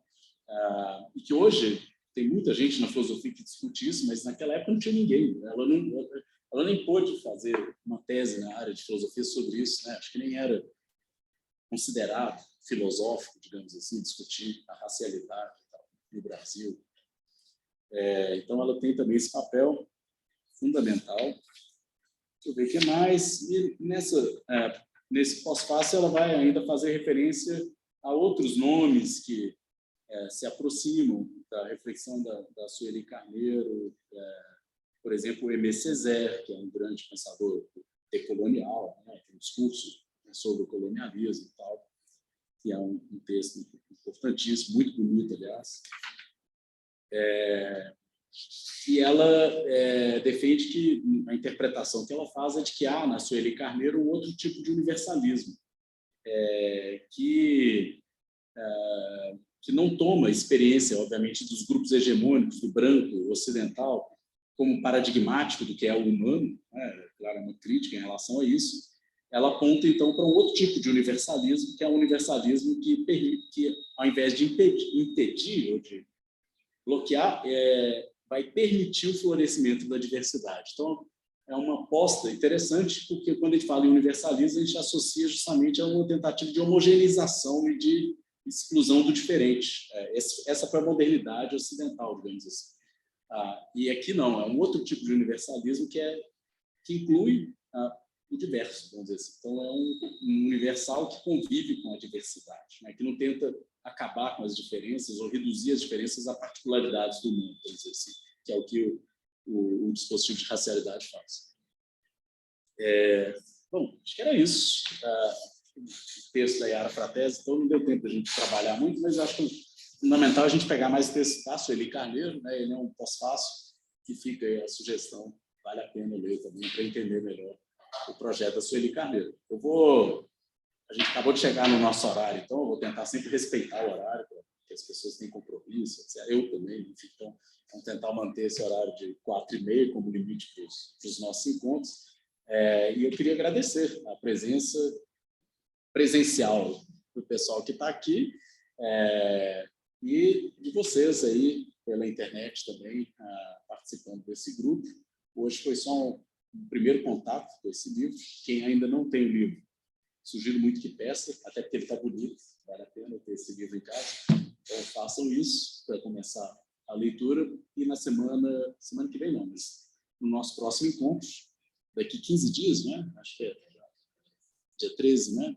No dia 13, a gente conversa sobre o capítulo 1, sobre a noção do dispositivo. E desejo uma boa leitura aí para todos e todas, e quero revê-los aí daqui 15 dias, então, para a gente conversar. Tragam seus questionamentos, seus comentários, para a gente fazer uma coisa mais interativa. Hoje eu falei demais, mas eu quero falar menos das próximas vezes, ouvir mais e que vocês fiquem à vontade para fazer isso. Tudo bem? Então vamos lá, vou desligar aqui essa conversa, vou parar a gravação e a gente se vê brevemente. Tchau, tchau, gente.